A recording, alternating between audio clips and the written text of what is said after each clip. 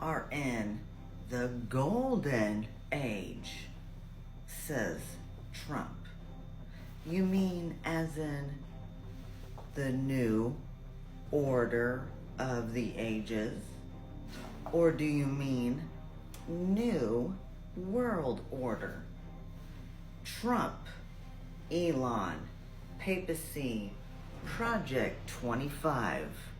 What are the links? Let's get into it. This will truly be the golden age of America. That's what we have to have. Many people have told me that God spared my life for a reason.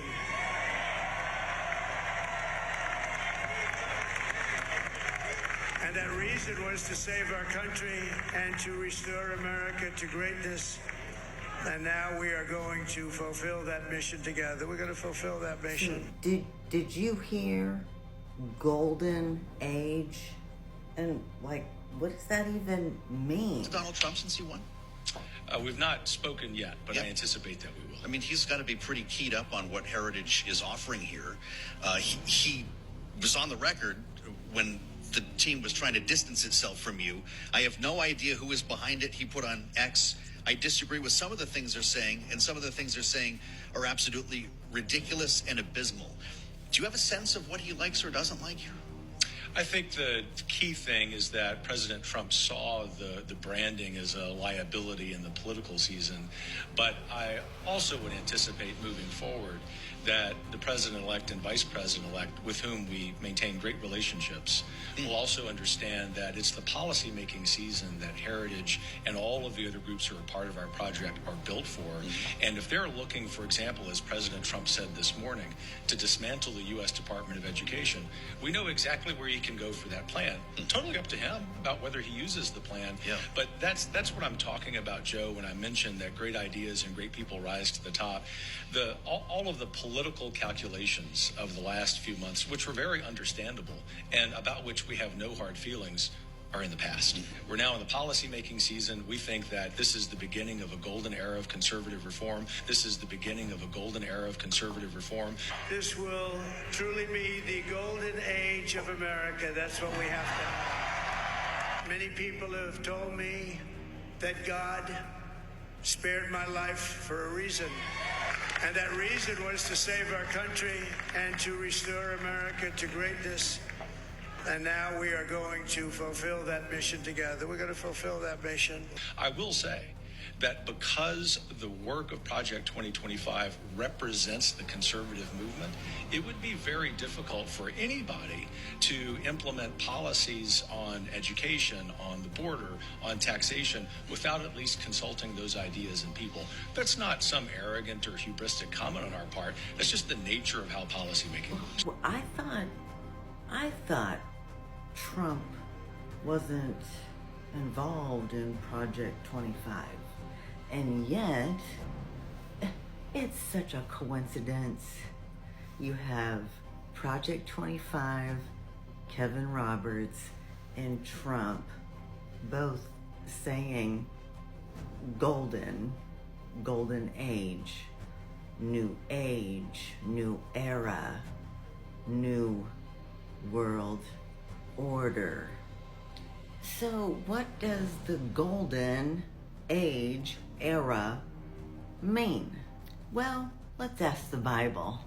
And in Matthew 24, wouldn't you know, what's the book that our Father referred us to read? Daniel. You see, in Daniel 2, you see the image. The image represented the kingdoms that rose and fell. Head of gold was Babylon. Don't get me wrong. The United States in and of itself is not Babylon. What I want you to picture is that this image if you have a head of gold, would it not make sense that that gold is in this entire image? So when this stone made without hands, who comes and destroys this image, which is the stone made without hands, Jesus the Christ, he will essentially destroy all the kingdoms from the head down. Now, there is some parallels. So you see at the end of time that they would make an image to the beast. And what happened in Daniel's time? Before the 3 Hebrews were thrown into the fire, you see, they were commanded to worship the image. So you have a civil leader, Nebuchadnezzar, commanding worship. Civil leader commanding worship. So yes, the United States does play a very significant role in the end time. However, like I said previous, they are not Mystery Babylon the Great, the mother of harlots. Additionally, the United States is not a theocracy. However, what is interesting during this next administration is we are going to see, we will have a stacked House, Senate, President, all Republican. And what does that mean exactly? Let's take a listen. How important is it for a president that his party controls Congress? Well, obviously, it's important to have your party control Congress because that makes just life much more easier for you. It's easier to get legislation through because whoever controls the House and the Senate can put those bills up on the floor, get them to vote, get them more easily passed without having to compromise as much with the other side.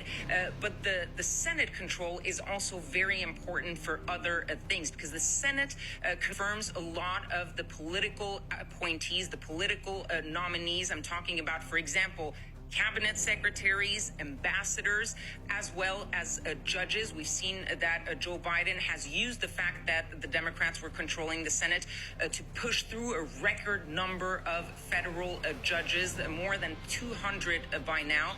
So that is very important. If the Republicans take control of the Senate, they can block or heavily restrict the number of those political nominees that get confirmed by the Senate. And of course, when you're talking about judges, it's not just the federal ones. If there is a vacancy on the Supreme Court, whoever controls the Senate will have a big say in whether or not that seat gets filled and by which president.